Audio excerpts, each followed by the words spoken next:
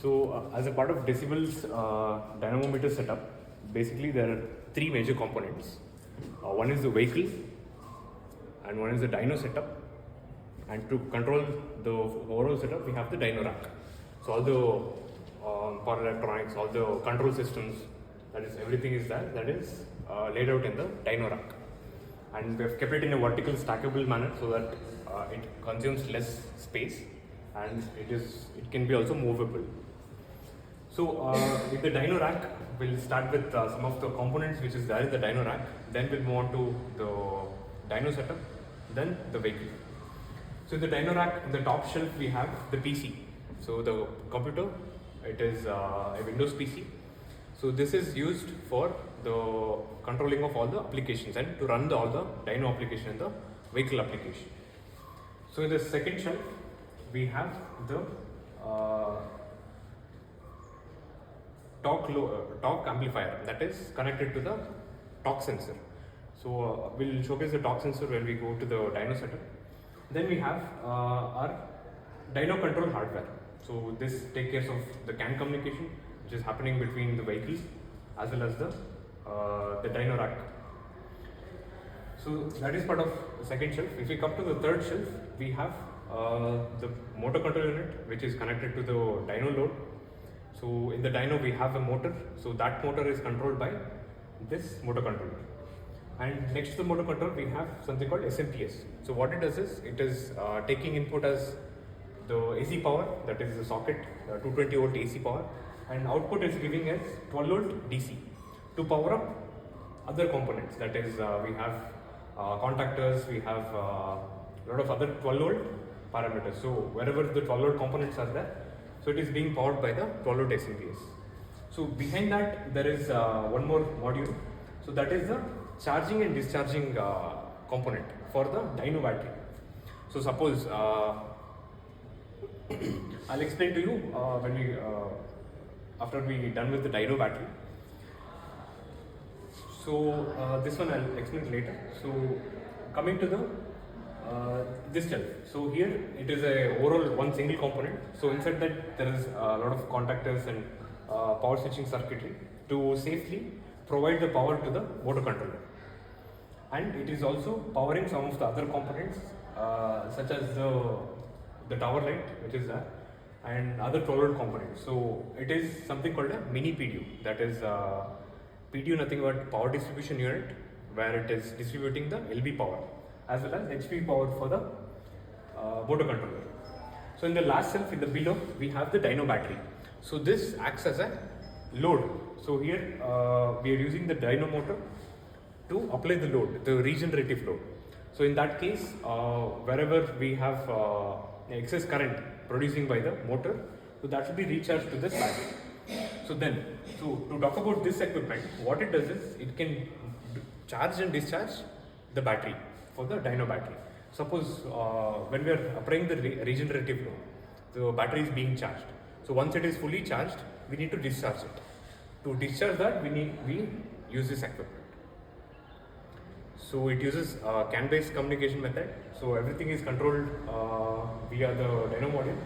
So what we have to do is, we have to just open up the application, just plug it in, and we can either charge or discharge depending on what the battery condition is. Suppose in case if you have not used the equipment for some time, and it will be the battery will slightly get discharged. In that case, we need to charge the battery. So in order to charge and discharge both, we use this equipment. So this is the overall idea on the different components. How does it actually discharge? The battery. Yes. Yeah. Because the energy has to be dispensed. Yes. So is it actually? So it is something called a bidirectional power supply. So what it can do is, it can do both AC to DC and DC to AC as well. AC nothing but the 12 volt, 220 volt power socket. Is it actually pumping the current back to? Yes, it will pump back current back to the grid using the same 3-pin socket. Now, what is the connection to the grid from here? No, 3-pin socket itself. So that's from the 3-pin socket to pump back to the grid. Huh? Yes. Okay.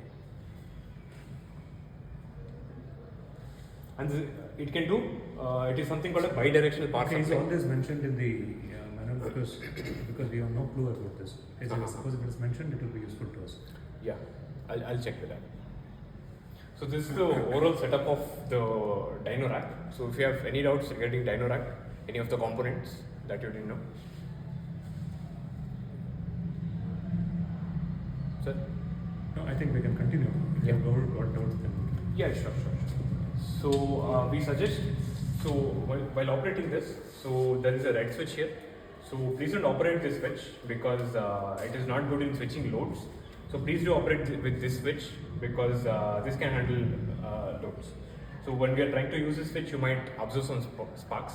So that is that. So avoid using this switch. So only use this switch. So you can also explain, so what are these wires coming here, what are these wires coming here, what is this connection, so that I think everybody knows what it is. Yeah. What about this?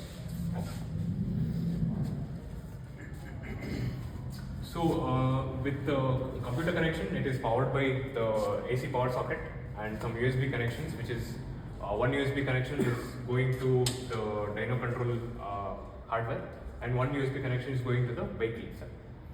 And with the digital load sensor, the torque sensor wire, it is going till the torque sensor, which is there installed in line the dyno setup. So if it is going to sense the torque, I mean, I've only heard of sensors which can measure speed. And how does it actually sense torque? So it is actually a load cell. Load cell, okay. Load cell. So this Load is a load cell amplifier. So suppose if it's a load cell, then if it has to, I think it has to be hung on something freely. Only then it can apply torque. It is, so where is the load cell here, basically? You can see from here. If you come in here, you can see from here. So that's that is actually senses the torque through the shaft. Yes. Okay. So it is it's a freely rotating shaft. Okay. Whenever there is a slight amount of load applied between these two shafts, it will measure the torque. So it is here. This way. Okay. Yeah. So yeah, we can see here. So it's not that visible because of the top. Okay. So it's just after the motor shaft. Okay. Understand. Yeah, there is a coupling, a flexible coupling. After the flexible coupling. Okay. Yeah. This one. Yeah. So after that. So this wire directly goes to Okay, is that. there a wire coming from there? So Yeah. we can observe it. The specification of all the components are mentioned in the manual. Each and every component specification. I'm not The sure. I'm brand, checking. Brand, the model number. So because it is all required when we are going to write some articles, whatever the related things. Specification we have though to we can. mention all those things. Huh. Otherwise, it will be considered as an advance. Yeah, we'll provide. That is better. Yeah. Okay. This can. So with the dyno module, we have the CAN junction boxes where all the CAN wires are reaching the the hardware, and it is also connected to the PC for the application interface. So with the motor controller, so there are UVW, that is 3 phases. So that motor we are currently using is a 3-phase, so it has UVW phases. UVW is what? It's just a phase terminology. So they You use use the RGB or something. RYB. RYB, yeah. They use RYB or here we use UVW. And there are 2 other, that is positive DC input. So which are the 3? This is the UVW, which you can see it. Okay. UVW. So avoid touching this. Okay. It will be hard. So UVW. I think it's better we insulate, no? Somebody should not touch or ground it. Yeah. So the objective is to you should not open this only. So it should be closed always. Okay. So only the person who is going to operate this has the key to this. I think the key has also been provided to you. So it's better to keep it locked so that everything will be isolated. Okay. So this is the 3 phases, 1, 2, 3. The top 3. No. This apart from the middle 2, these Okay. 3. Okay. Those These 3. are the phase wires. Okay. These 2 are the input, the DC input voltage Okay. DC from the battery. Okay. So it will come from the through the mini PDU. So Mini? what it mini PDU? This is the mini PDU. This is distributing the power. Okay. Power distribution unit. Yeah. PDU. So whenever we turn on the equipment, you can hear the contactors triggering also. Okay. So what it is doing is it is pre-charging the motor controller. Motor controller always needs a pre-charging equipment because this will have a capacitors inside. If you provide the supply directly, it will have a huge inrush current. Okay. It might create some sparks also, some fire also might happen. To avoid that, there is something called a pre-charged scenario. So this mini PDU will take care of that. So we don't need to manually do it. It has been done inside the software and it will be taken care of. So and we have the hall sensor connection. So this is the hall sensor connection going to the motor. And we have other parameters which is other cables which is like CAN, which is the wake up signal. All this going to the mini PDU as well as the dyno hardware. So this is actually power distribution unit for what? Power distribution unit for For the equipment. For this equipment. Yes. So wherever if it is applying to this slide or if it is Now applying for to this equipment you just need low voltage, no? So why not so why do the you need such battery will be 51 volts. Okay. So this will also be, so if it is powering this one, this will also be 51 volts. Okay, right now these wires which are actually coming are actually, these 3 wires are from this motor. It's an induction motor. No, it is BLDC motor. BLDC motor. So right now, yeah. So BLDC motor produces DC current. How is that you actually show a 3-phase current here? See, BLDC, it does alternating current. Okay. So it is just that the brushes are not used. And it is using the trapezoidal wave. Okay. So that is why it's basically called as DC, BLDC. But the output is AC here. Yeah, output is AC. So output of this DC motor is AC. It is quite confusing, but if you get to the specification of BLDC, it also uses alternating current. It switches both positive and negative. Is it actually PMSM? No, sir. These trapezoidal wave It's a trapezoidal. is giving 3-phase current to it. Okay. But it is a pattern is 3-way. Okay. Trapezoidal Oh, wave. basically this is got 3. Okay. Yes. Okay. Pattern is 3-way, but it is a Okay. DC current. Okay. Understood now.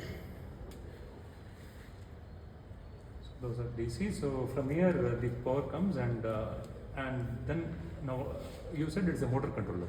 Yes. Motor controller for what? Motor For the controller is dyno, what? in the dyno, so I'll explain the overall setup, sir. So we'll have an understanding. No, usually motor controllers are inside the bike where it controls. Inside the bike also there is a motor controller. Okay. So in order to apply load, we Okay. have kept a motor here in the, Okay. as a part of dyno setup. It's a motor as well as a generator. Yes. Okay. So any motor can be also act as a generator. Yeah. That is the basic principle. And here we have the motor which is applying load, which is applying a regenerative load. Yeah. So whenever it applies regenerative load, the current is being produced from the motor. That is being sent to the controller. Okay, controller. That will switch to DC part. It will send back to the battery. Okay. So regarding the power flow and all, I can basically overview. So if you want how exactly the region happens, it will take a lot of time and a lot of other explanation that we need to do. Let's not keep that as a part of today's this No, one. because we want to actually use this equipment. Yes, sir. For using, Yeah. I'll surely explain. Yeah. But Yeah, in terms of using, how the region happens, how the technology No, is because- built in there. No, basically to our students, we can't simply ask them to take down values and Yes. answer it and ask them to go. So we should be able to explain. So I think it's a chance for us to interact with you and learn because we don't get to meet industry people. We are academicians and we learn from books. So it's the only chance they can. I might tell you in simple words. Yeah. You might not get it. No, I think at least you can actually explain at it least will- you at least you give us the reference where to study. We will study. I think it's not. Yeah. So what basically happening is that whenever we run the vehicle, it is rotating the roller. Yeah, I understand. I understand regeneration, but what I was thinking is regeneration should happen for the same battery.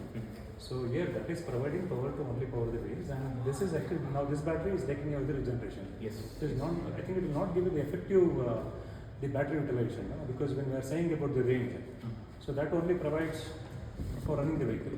This battery takes away the regeneration energy. So how do we get the range of the vehicle then? Range of the vehicle. I think range test and all that, which we actually showed initially. No? Uh-huh. So if you want to do that, it should be for the same battery because suppose the same power is being pumped back to the battery there. No. We are not pumping the same energy to the. No, yeah. It should have happened that way, I said. Sir, according to them, it is not completely a complete simulations of the vehicle. What they are teaching that, so the battery is there. So when we run some cycles, how it consumes the battery. We are not regenerating anything. No. Yeah, for regeneration and acceleration, I mean, It should be basically, there. Yeah, The regeneration should be basically there. SOC. But here the Suppose corrections are not. suppose if you run the vehicle for maybe some drive cycles, I want to know how much it has got discharged. Maybe for 600 seconds, so much it has got discharged. If it's only getting discharged while acceleration, while deceleration, this is being charged. No, it's not like that. Then what is the use of this battery? So this battery is used to whatever this roller runs, right, produces some. Suppose you have a vehicle. Okay, I think it is. You are saying. Let me come with the vehicle. Sir. Like we have your Yeah, vehicles. yeah. You have driven it on the road. Yeah, yeah. You have experience with that. Yeah, yeah. So I'll start with that. So you have the vehicle.